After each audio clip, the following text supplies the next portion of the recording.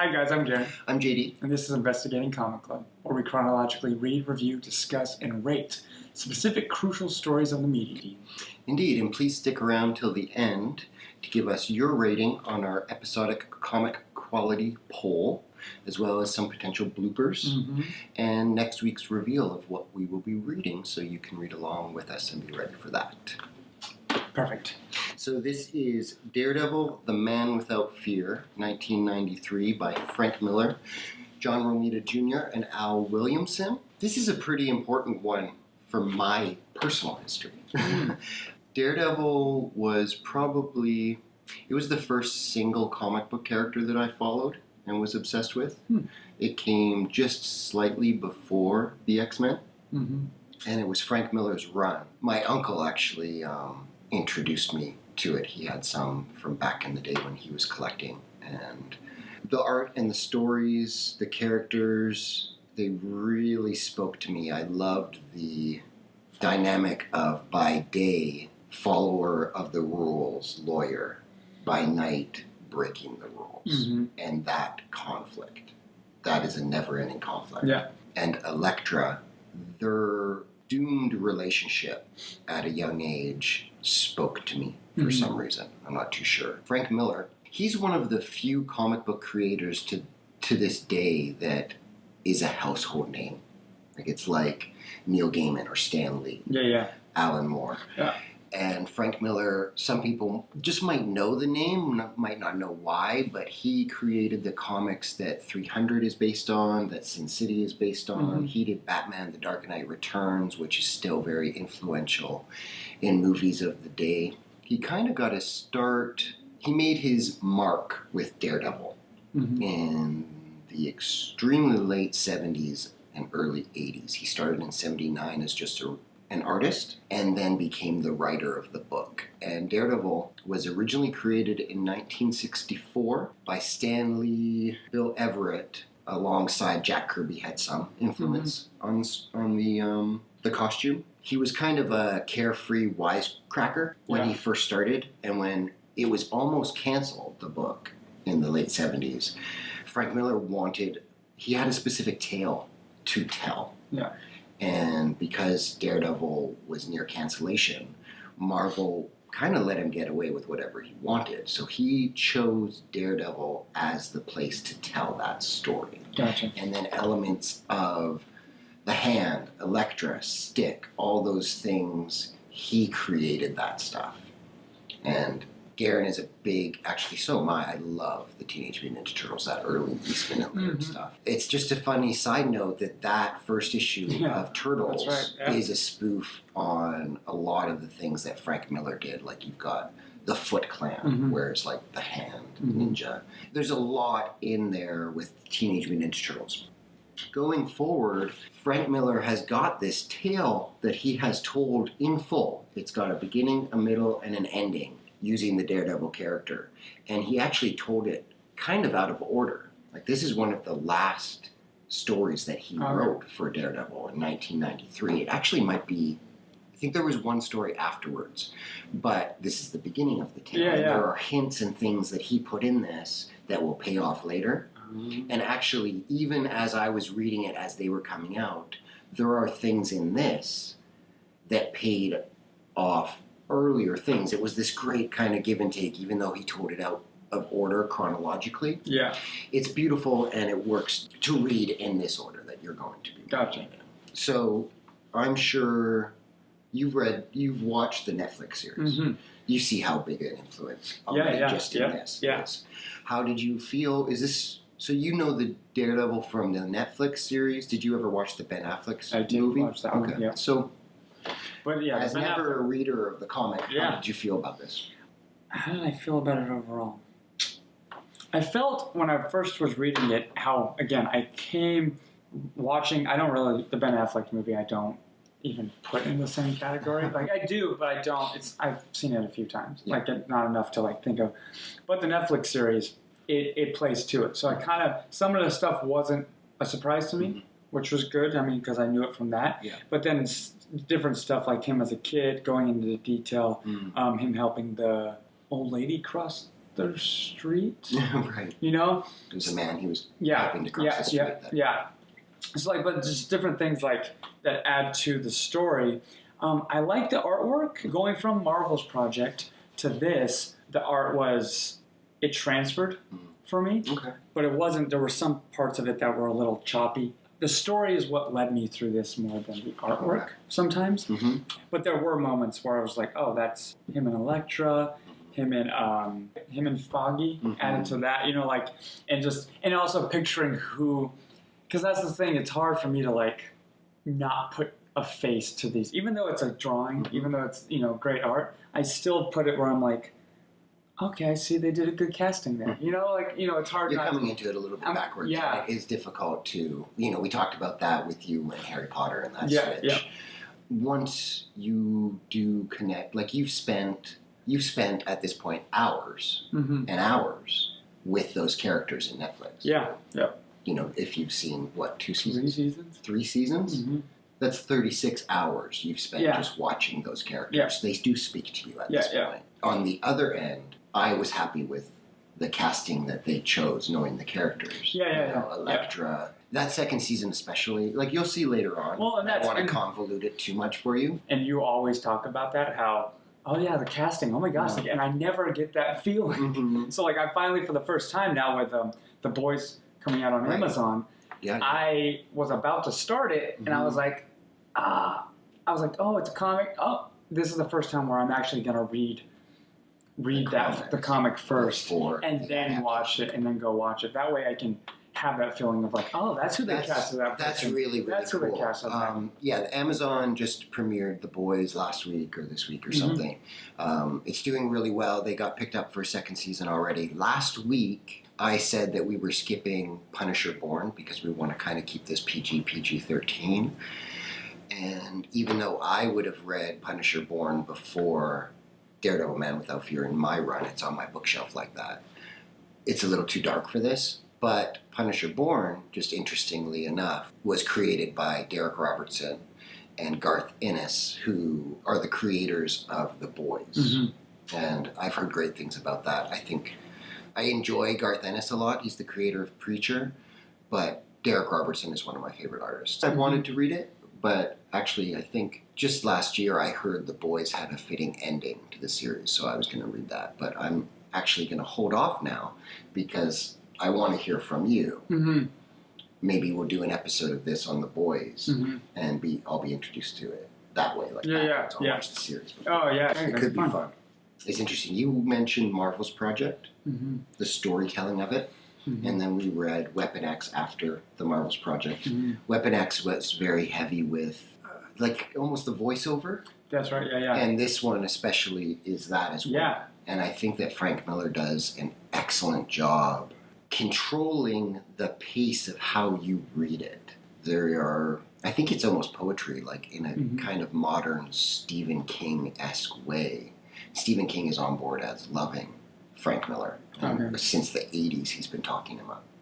The thoughts, the things that are going on, it's almost like an outside, it's not a voiceover because it is sometimes telling his thoughts and how he's feeling, but it's almost like the city's voiceover observing. Well, I even put that down. I said, did very well at showing that he is blind and that his other senses are very high, you know, proving the point that, you know, like he can hear way better, you know, and how they even wrote that on the page was great, and then even the smells and how they brought that into it, where I'm like, oh, that makes, you know, I can feel that without it even, I think there was a few pages where you didn't realize he was blind yet, or like you did, but like they're just how they wrote it on the page was very well done. Yeah, I think something that he really grounds it in words, the choice of his words are very deliberate and precise, and things like sometimes the harshness of the seas, or he said the hand going through meat like jelly. It's very streetwise almost. Do you know what I mean? Like it's down and dirty, it's Hell's Kitchen, like the bad neighborhood of Manhattan. And the art was that, where in another series it might not have helped as much, but this, with it being gritty and grainy and stuff like that, I said it fit for the Hell's Kitchen atmosphere. You almost feel dirty when you're reading it. Like, it is dark. Al Williamson, who inks John Romita Jr. in this, the two of them together, John Romita Jr., he was worked for decades in the industry, and he's worked with many different inkers. Something about Al Williamson teamed with him. They actually had a long run on Daredevil together that was really good with Ann Nocenti. There's something, again, like streetwise, like it feels like the back alleyways of New York. Yeah. And I think it's really fitting. When things start to move and the pace starts to climax, along with Frank Miller's, he gets sparse with his words. Mm-hmm. It's almost like bullets, like staccato time, like bam, bam, bam. You start flipping the pages quicker. You know what I mean? It is, I don't know, I think it's a thing of beauty. I think it's really, really special. What did you think of, the relationship with Stick and Elektra in this? That just spends some time with it, but not much time. Not much time. And it was, for me, it was me taking myself in and out of what I already knew and what I didn't know. Mm-hmm. And then having things like there was moments, I think, at the beginning when Stick was talking to some random person. I was like, is that Elektra? Mm-hmm. Like when it was like, oh, he's not ready, he shouldn't be, kind of thing. There was that dark. He was talking to Stone. Yeah. So, but in that moment, I was like, who is this supposed to be? Like, how? And because even Elektra came off as this untouchable girl, but he could, and he doesn't even know how pretty she is or not, or but just it gave him fire to urge to do something crazy. And the voices in her head, the insanity. Mm-hmm. And then having Foggy be like, hey, you need to, she's no good for you kind of thing. It got to it faster than I was thinking, from watching even the series. Mm-hmm. He's doing this because kind of why, more or less, he was called Daredevil as a kid. Oh, yeah. That kind of stuff hit home. Sometimes like that, reading it on the page, it's something that is very difficult to adapt. Mm-hmm. It kind of, I don't know if there's a way to do it, to adapt it so it's not slightly cheesy. Sometimes, but when you read it on the page, it sings because you provide everything correctly and it's perfectly executed in your head. So when that comes up, when he says to the guy, "I'm Daredevil, please give up. I don't want to kill you." Yeah, it's you almost want to cheer. It is a great moment, even though he's not in his costume or anything yet. He's just there. You feel, oh, he's defined himself now, and. Earlier, he doesn't kill, but he is at fault for the prostitute's death. Mm-hmm. That's a really defining moment. When he's young, he wants to avenge the death of his dad. He strikes out, and then there's terrible consequences, and he goes and runs to try and, Stick, but Stick is abandoned. That's heartbreaking, you know? And moving forward, it defines the character Batman will never kill. Yeah.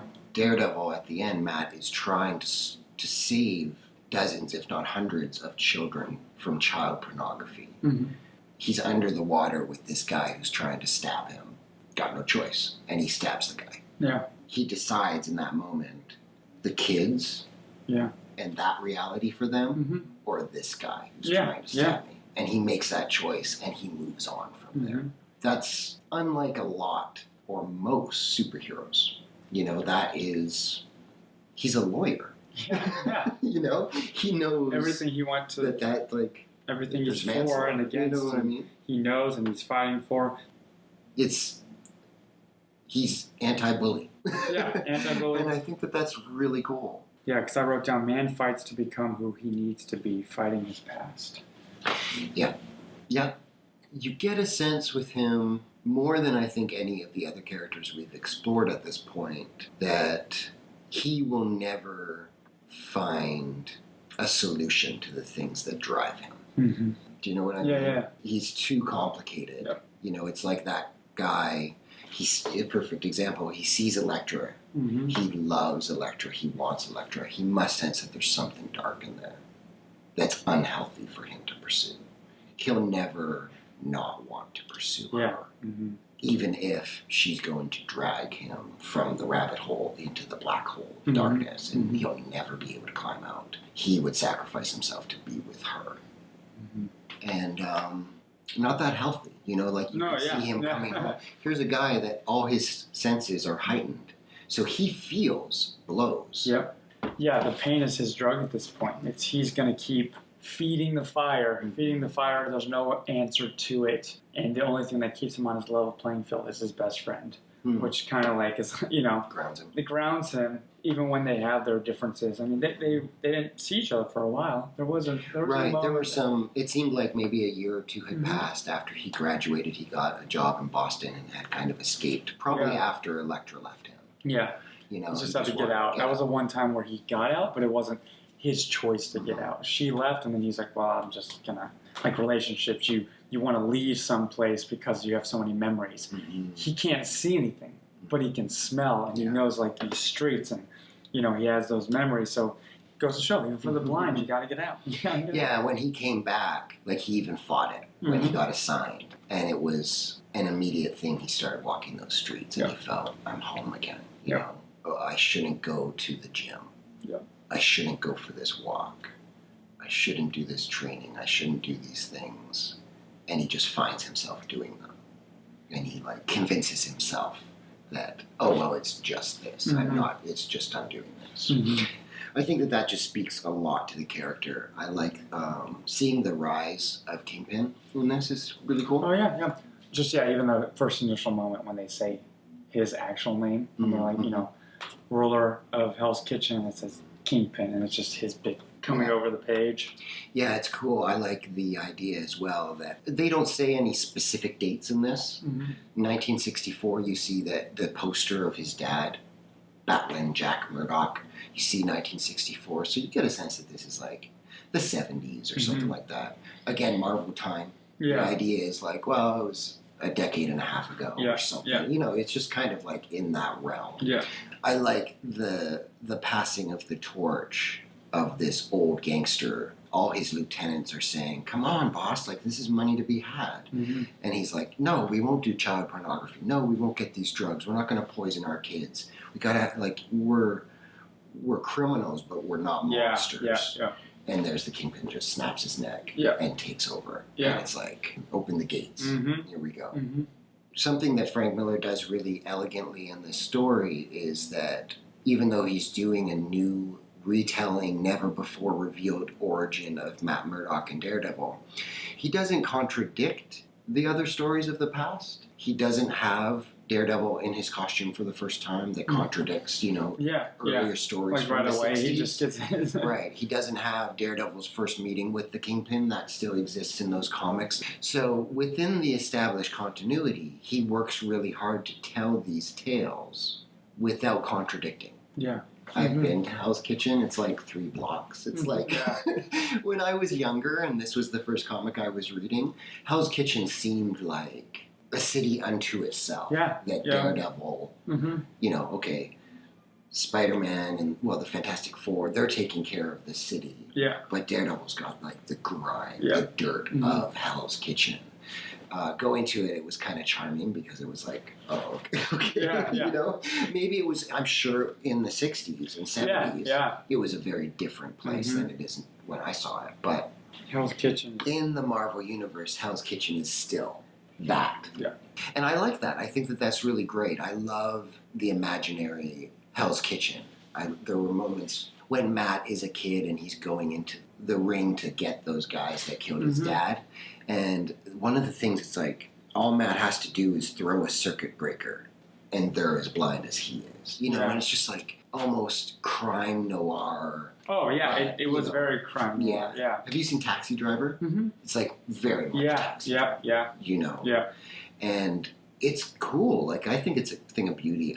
There's not much I can really say about this because it is so precious to me. Oh yeah, no. Like, spoiler alert. This is an A+. It is. It's that for me. I'm grateful it exists. I'll read it till you'll keep reading it and keep reading the day I die. Bury me with it. Put it in my casket. Because it hits all the marks, and again, it's something you grew up on. It was one of your first stories, right? Like first. Yeah, not this specific one. But I was the character, deep in it. But the character and those issues from the 80s. I was reading those, and I was very much of an age when this was coming out monthly. I couldn't believe I was getting this. Yeah. It was like the greatest gift on the planet ever. Yeah, there were some moments in these where I could see where it broke for like each issue. Mm-hmm. And I'm like, I couldn't even imagine like waiting a month, waiting a month, you know, like, It was a month. well, yeah, a month. So it's just like waiting that time frame and being like, what? And I've been just, us doing this have been more and more intrigued. Like, oh, I can't wait to jump into this one, or I've been wanting to do this. Like, just almost, it is a black hole of like, oh, I want to jump. Like, even with the boys, I'm like, oh, I can't wait. That's my side project right now. Which You're getting the addicted. fact that I have a side project is ridiculous. It's getting addicted. It is, like I said before in one of the earlier episodes, it's an undefinable addiction with sequential stories, and that is the fix. Yeah. That's how it should feel with Yeah. sequential stories. Yeah. You get this full, satisfying fix, but it's never satisfying enough. Yeah. These characters are iconic. They will be around forever in whatever type of incarnations. It's one of those, too, that realizing even the last week or so, the community of it all. The community of it all and everybody coming in and, like, when you have that to talk about, you know, it's a very much, you might have your opinion. It's like, oh, I don't like that artist, or I don't like that story. It's still... If you love the medium, yeah, you should have common ground and be able to have a great conversation. It's like, oh, what'd you think of this? Even if oh, it's yeah, different. I did like that. Or, oh, it wasn't my kind of thing, but no. Oh, if you like that, then you'll like this. Even though comics they're so much more accepted now because of the adaptations, the Marvel Cinematic Universe, Sin City, whatever it is, the Netflix shows. There's no looking down the nose at people that read comics. But one of the great things about comics is that it's still, people are talking about movies. People are talking about TV shows. Comics are still that kind of... The more people I bring it up to, where it's like, hey, I got this review podcast, you know, that we're doing kind of thing. Anybody I bring it up to, it seems like I'm not good with ratios. Either they're like, oh, really, that's random. Or majority, it's, oh, no way, yeah, well, I used to read this. Or, oh, I've been wanting to get back into... Or actually, I have a collection myself. I do read it. It's like, if I wouldn't have brought this up, I would have never knew, like... Right, and I think that's... Anyone that enjoys comic books, it's a shareable thing. Yeah. There's a desire to talk about comic books. Yeah. Because everybody does talk about TV shows. Everybody does talk about movies. Not everybody talks about the comic books, even though it's accepted. Not everybody talks about it, and it makes it more of a desirable, excited conversation because it is just that slightly rarer thing. Yeah. So, what are your kind of what would you give this one? I already gave mine. He gave it an A+. I'd give it an A. The story I loved. The art was a little... It wasn't my cup of tea. I did give it a B+. Cool. As far as the whole story arc of everything leading up to, you know, his reveal of like, all right, I am the man who I need to be. Here's my Daredevil outfit, you know, costume. That shot at the very end, it's a shock to me. But, you know, like, that panel at the very end, it was like full story. Like, I even went back and read like some of it again after the fact just to like take it all in. It wasn't poppy and clean enough for me, but, and I did put this, but does fit with the style of the story in Hell's Kitchen. Yeah, well, you love comedies and Disney movies. Yeah, I love turtles. Horror movies. Yeah, exactly. You know, it is just a taste difference. I like that final image as well of him jumping off the building and going in the Daredevil costume. I don't know if you noticed that the first couple images of that Daredevil costume, it's a different costume. It's not the iconic red costume. Oh, yeah, no. It was like a different one, and that was actually... That was the original costume for maybe 5 or 6 issues, so not very long. But it's cool that they embraced that and then drove into the iconic red costume. It's a pretty extraordinary costume. I mean, yeah, you see, it's a different costume. Oh, yeah. So yeah, I gave it a B+. JD gave it an A++++. And so we want to know what you guys give it in our comic quality poll, which will come down right over here. Give it A, B, C, D, or F, and then let us know in the comments what you give it. Let's start this discussion up. Yeah, continue our discussions. Yeah. People have been posting, and it's cool. Just start the dialogue, like you said. The excitement about comic books. It's undeniable, and it's just unique compared to everything else. So that was Daredevil, Man Without Fear. Next week, we are going to be doing Fantastic Four Season 1. This one's a bit more of a modern telling of the story. It was done very recently. It's certainly very different than Daredevil as far as mood. So I look forward to seeing you guys next week. Hope you'll come and enjoy it with us.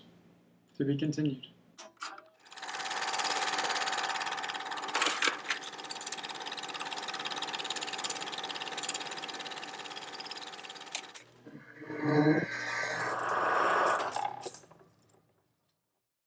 Hi guys, I'm Garen. I'm JD. And this is Investigating Comic Club, where we chronologically... What? I don't know. That's your part. I know, but you looked at me like I messed up. That's why I did that. Glee. Oh, Glee. I don't recommend Rockstar or endorse it in any way. Something that my 2 therapists now have told me to quit, but we choose our vices. It's all of this was for bloopers, JD, in the editing. JD, this is for you. Thanks, boss.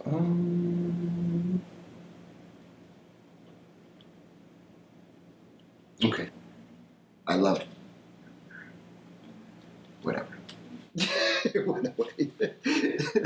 Oh, I can do that. Next week we're going to be doing something I haven't put up yet. Nice. That's actually very uncommon for me. What? That I look like that. Oh yeah, that was a Have real. you ever actually seen me? that was a real just like. Now they're like, That was just this comic collector's awful. Just sugar free, doesn't listen to his counselor, bourbon. Who is this guy?